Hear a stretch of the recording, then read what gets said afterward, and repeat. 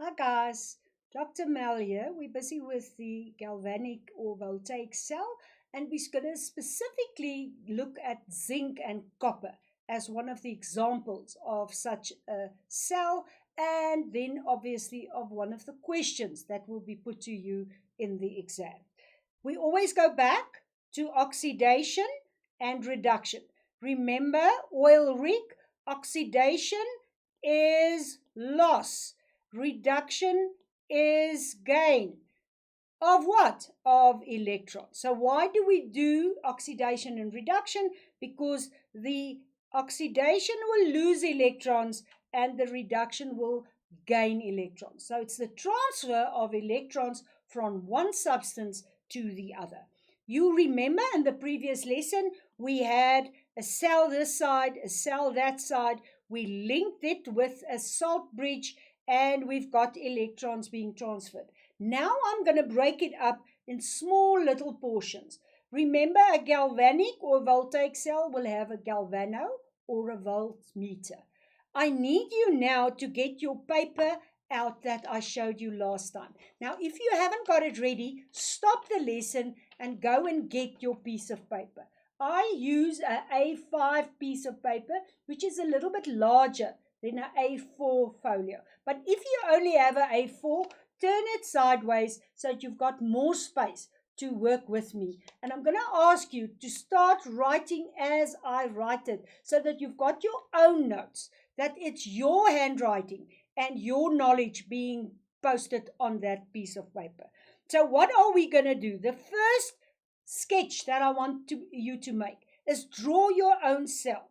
So you are going to draw two beakers. Can you see there? I've got a beaker there.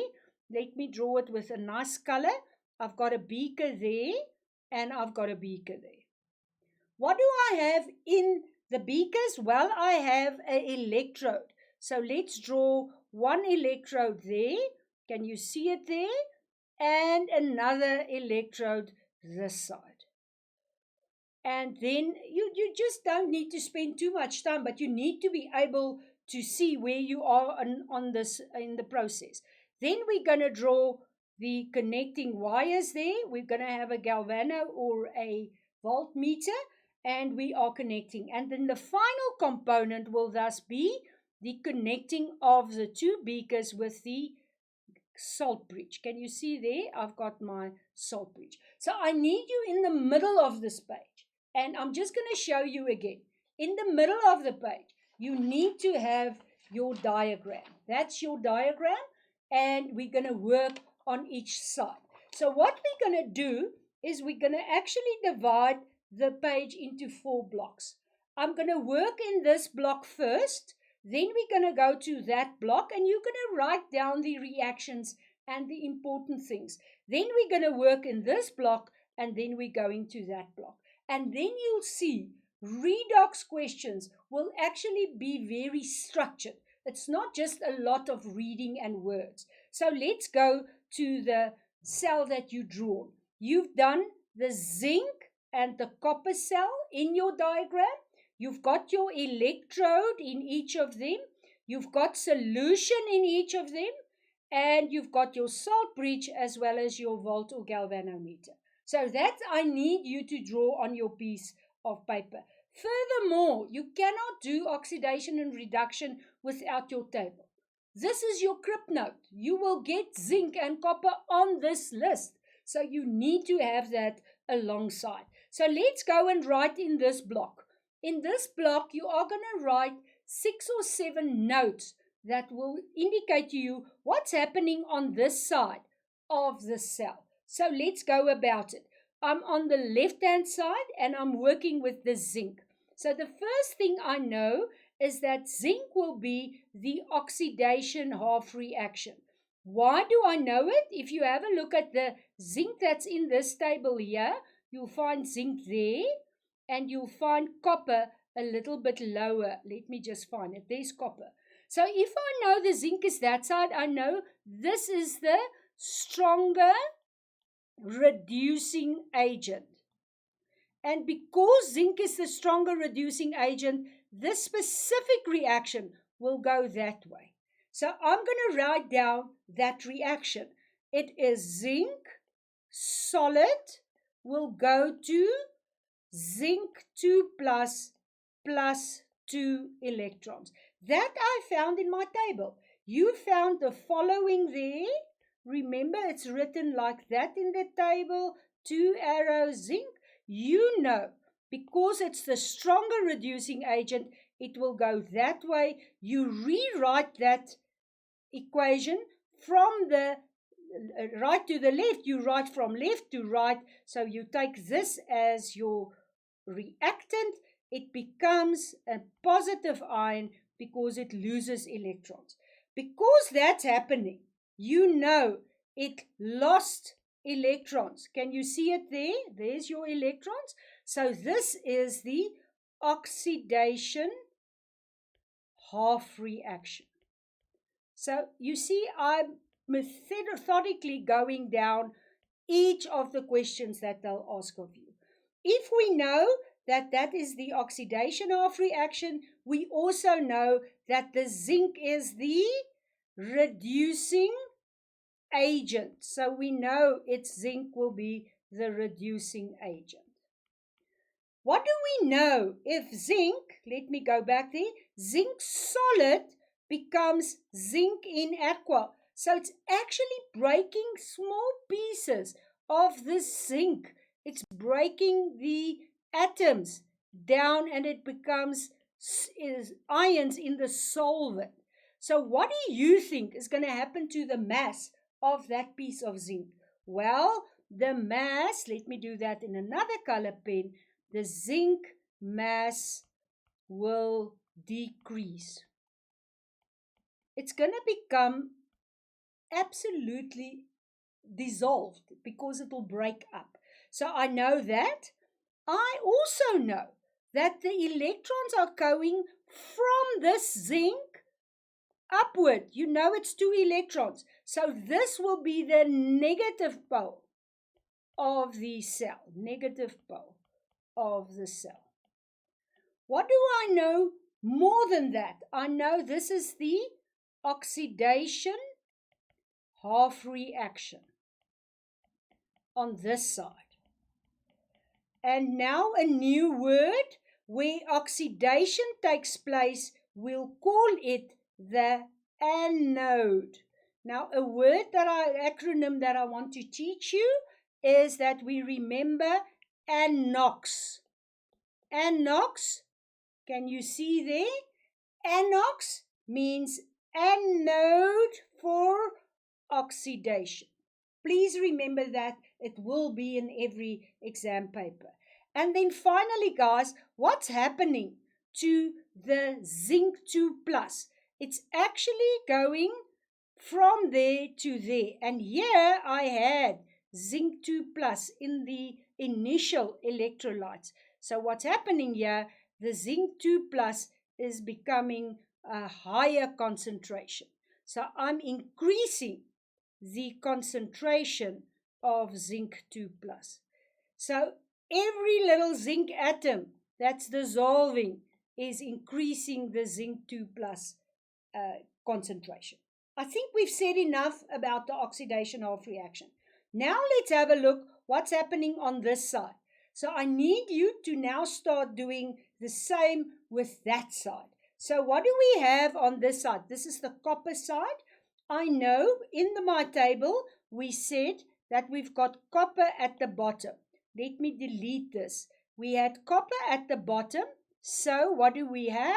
Here we've got copper 2 plus 2 electrons going to become copper solid.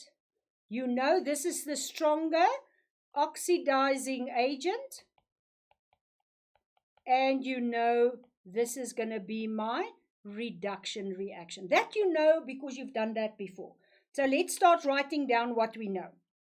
We know this is the copper 2 plus aqua going to gain electrons to become copper solid.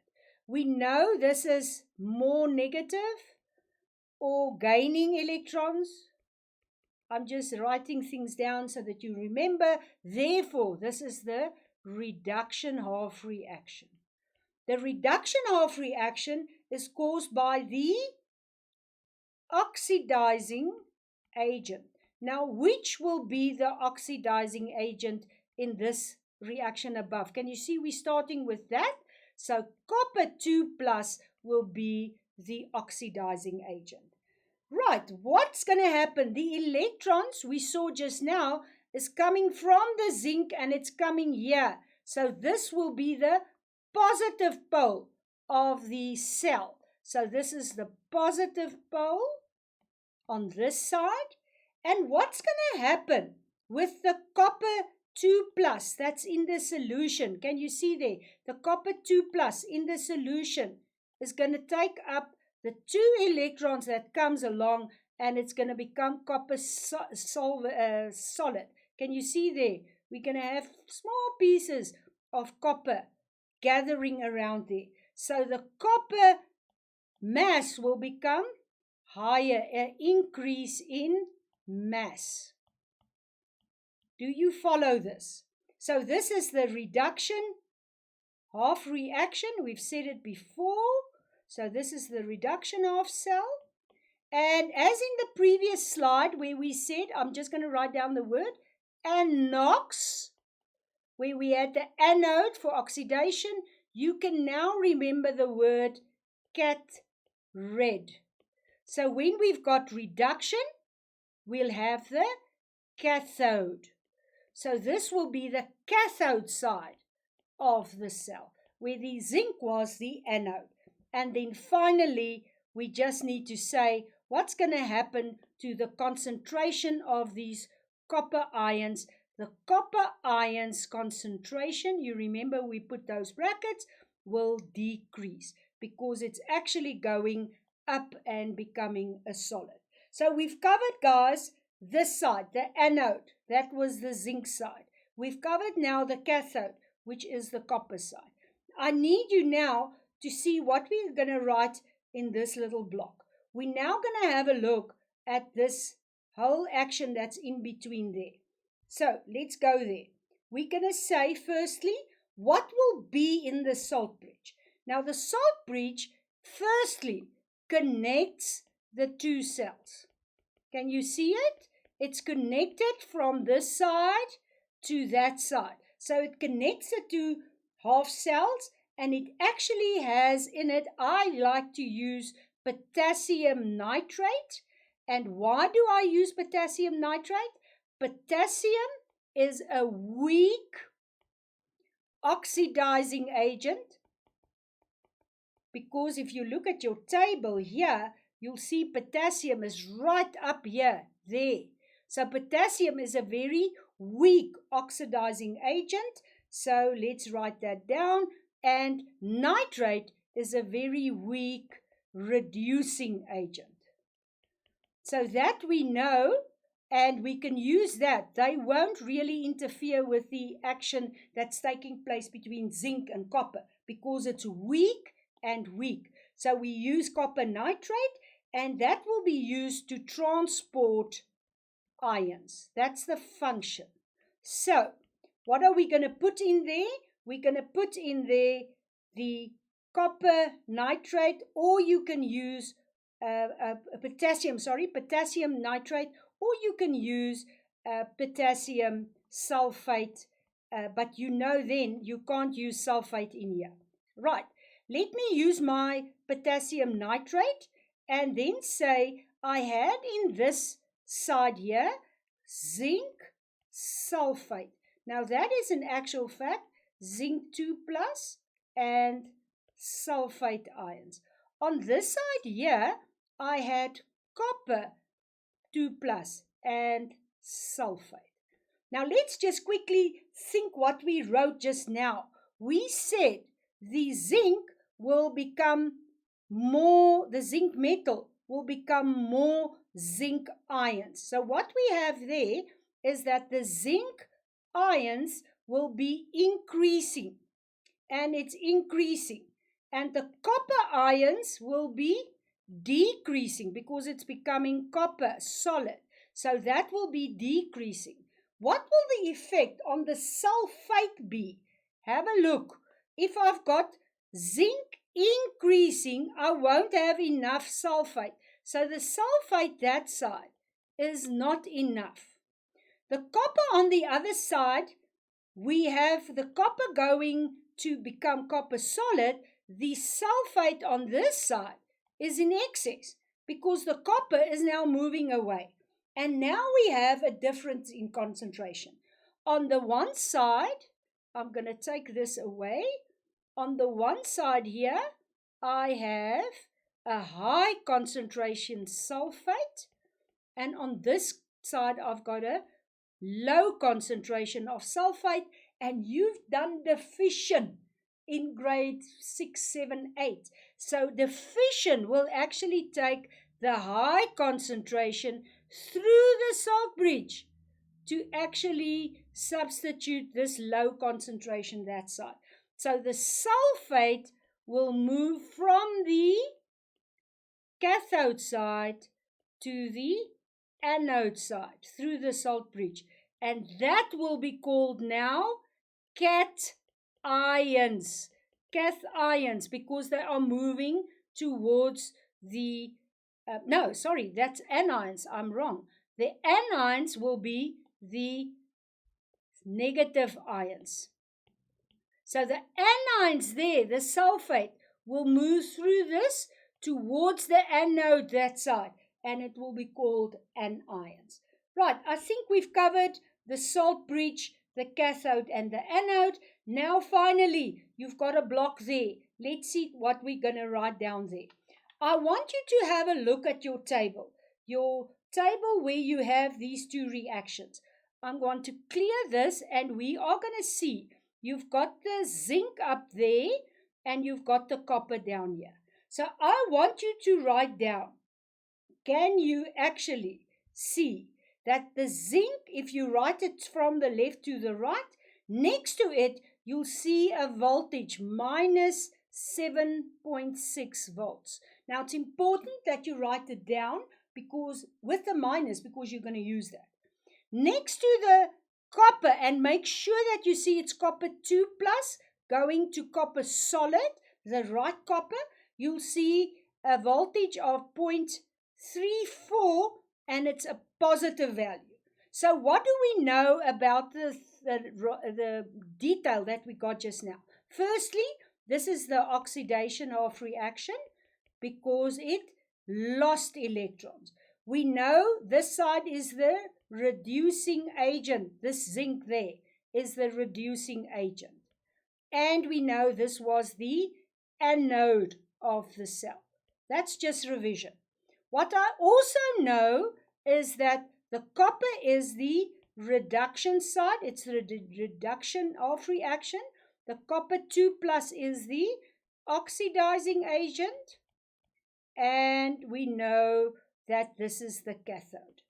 Now you'll know that we can actually see the reading on that galvano or voltmeter by using an equation. This equation will be provided to you on your information sheet. It says you can calculate the E of the cell with the reading of the voltage of the cathode. In our case, it was 0.34, a positive value, minus the E of the anode. Now you can see we had minus 0.76 there. Or you can use reduction or oxidation. We had both of those. Or you can use oxidizing and reducing agent. It doesn't matter. In all three cases, it will be plus 0.34 minus 0.76 volts. Now, guys, all of us can do that math. And we should be able to find an answer. And if you remember that there's a minus and a minus, you're actually going to add them together. You get a plus 1.14 volts. Now, there's a few things I need to say to you in terms of the plus 1.14. So we now get a value of plus 1.14 volts. What do we need to know? It's a positive value, so it's a spontaneous reaction. Remember when we did the table in a previous lesson, We said if it's that side linked to that side, it will be a spontaneous reaction. Now we see the volts is positive, and we know furthermore that it's exothermic. Those are all the deductions that you can make from the positive voltage that you found in this diagram. Furthermore, they actually had these two measurements with all the others, 0.76 volts and plus 0.34 volts. They only made those values available if, and this is a condition, we're using 1 mole per concentration, and they measured it against hydrogen. The temperature should be 25 degrees, otherwise you can't use that value, and you have to have atmospheric pressure, which is 101.3 kilopascal. If you don't have standard conditions, you cannot use those values because then it's not applicable. Right, finally, in that block up there, you now found your cell voltage. I need you to be able to write the cell notation. They will ask you the cell notation, or they'll give you the cell notation and ask you a few questions about. So how do we do it? You know our reactions was Z solid became Zn2 plus. I am repeating all of this again. So you write it down. You started with the reducing agent that side. It went to, can you see that little dash there? To Zn2 plus. Can you see that's what it became? It was in the standard conditions. On the other hand, I had copper 2 plus. It gained electrons. It became copper solid. Can you see? I had copper 2 plus, copper solid, and it's 1 mole of solution. And then in the middle, you'll find these two little lines, and that represents the salt bridge, meaning it's linking this anode reaction to the cathode reaction via the salt bridge. This is the complete diagram of processing the galvanic or voltaic cell. And really, I enjoy working with my diagram because I can find every question that they ask of me if I've got knowledge of my anode, cathode, the salt bridge, as well as cell notation and the electrode potential. So you have to be able to identify components and name them and know their functions. If you don't know the functions, you're going to have problems. You need to know where the oxidation and reduction takes place, as well as the function, the theory of the salt bridge. And then finally, you need to be able to calculate the cell potential. They often ask you, the reading is 1.14 volt, and you give me one of the values. What was it? Plus 3.4. Let me just get to my calculation again. It was plus 3.4. So if I know the one is plus 3.4, what is the other one? They can ask you that as well, and we'll do a question like that. And then finally, you need to know that you put dashes in there, and we're also going to do one with a catalyst in the next lesson. So be sure that you can do all of this. Guys, go to textbooks, go to Science Clinic. You'll find XKit. You will find all the books that you need to practice, practice, practice. I hope you enjoy answering the questions on the galvanic cell. Bye.